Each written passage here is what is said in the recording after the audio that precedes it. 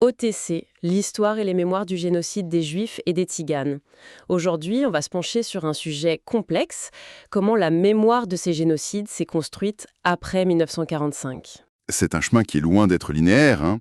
On passe de l'oubli à la reconnaissance, puis à la transmission. C'est ça. Et pour bien comprendre les enjeux, il faut peut-être rappeler l'ampleur de la catastrophe humaine. Oui, les chiffres sont vertigineux.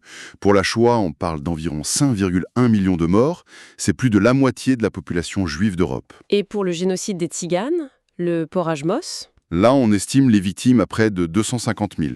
C'est un quart de la population tzigane européenne de l'époque. Un drame souvent moins connu. Alors, face à ça, comment la mémoire a-t-elle évolué? On vous propose d'explorer ça en 3 temps.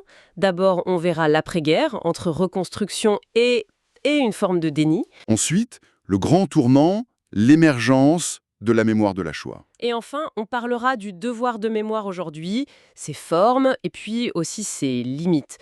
Commençons donc par l'immédiat après-guerre. On a le procès de Nuremberg, la création de la notion de crime contre l'humanité. On pourrait croire que tout est dit. Eh ben non, pas vraiment. La priorité absolue, à ce moment-là, c'est la reconstruction. On veut tourner la page. On veut tourner la page, exactement.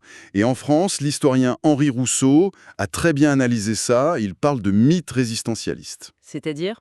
L'idée, c'est de forger le récit d'une France unie, héroïque, entièrement résistante. Et dans cette histoire, la spécificité du génocide et surtout la collaboration de l'État français, eh bien, ça passe un peu à la trappe. On choisit la mémoire qui arrange, qui rassemble. C'est un peu ça, oui.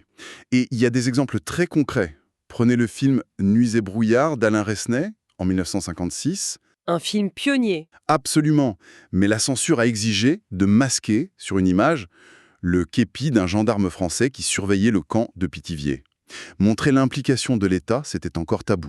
C'est fou.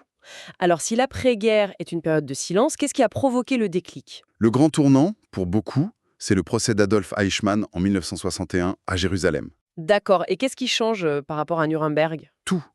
Nuremberg, c'était un procès de juristes, basé sur des archives. Eichmann, c'est un procès qui est filmé et surtout qui donne la parole aux survivants. Ah oui. Le monde entier entend leur récit pour la première fois. L'historienne Annette Viviorca parle de l'ère du témoin.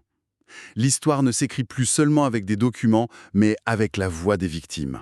Et j'imagine que la culture s'empare de ce mouvement. Tout à fait. C'est à ce moment-là que des œuvres qui avaient été écrites bien avant trouvent enfin un écho, si c'est un homme de Primo Levi, par exemple. Écrit juste après la guerre, en 47. Oui, mais il ne devient un succès que dans les années 80. Et puis bien sûr, il y a le film Shoah de Claude Lanzmann en 1985. Un choc? Un choc absolu. Près de 10 heures sans aucune image d'archive. Uniquement la parole. Ça a changé radicalement la perception du génocide. On parle beaucoup de la Shoah et c'est normal, mais est-ce que cette ère du témoin concerne aussi le génocide des Tziganes? C'est une excellente question et malheureusement la réponse est non, ou en tout cas beaucoup moins. Pourquoi? Pour les communautés tziganes qui ont une forte tradition orale et qui ont été décimées, recueillir les témoignages a été plus difficile, plus tardif. Le Porajmos est longtemps resté ce qu'on appelle un génocide oublié. Dans l'ombre de la Shoah. Voilà. Et même la justice a suivi ce décalage. En France, les grands procès pour crimes contre l'humanité, ceux de Barbie, Touvier, Papon, arrivent bien plus tard et se concentrent quasi exclusivement sur la déportation des Juifs. Ce qui nous amène à la 3e étape, plus récente, celle de la reconnaissance par les États. Oui, on passe du témoignage individuel à la mémoire officielle. En France, le moment clé, c'est le discours de Jacques Chirac en 1995 au Veldiv. C'est la première fois qu'un président reconnaît la responsabilité de l'État français. Exactement. Il prononce cette phrase très forte. Oui, la folie criminelle de l'occupant a été secondée par des Français, par l'État français. C'est une rupture. Et pour le Porajmos, cette reconnaissance a-t-elle eu lieu?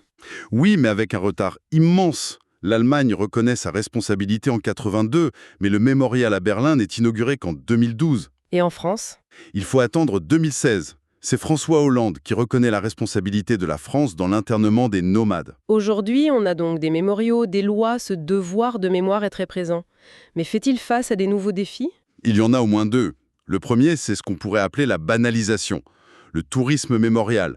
Le mémorial d'Auschwitz a dû plusieurs fois s'insurger contre des selfies pris dans le camp. C'est vrai, c'est un vrai sujet. L'autre défi, bien plus grave, c'est la montée du négationnisme.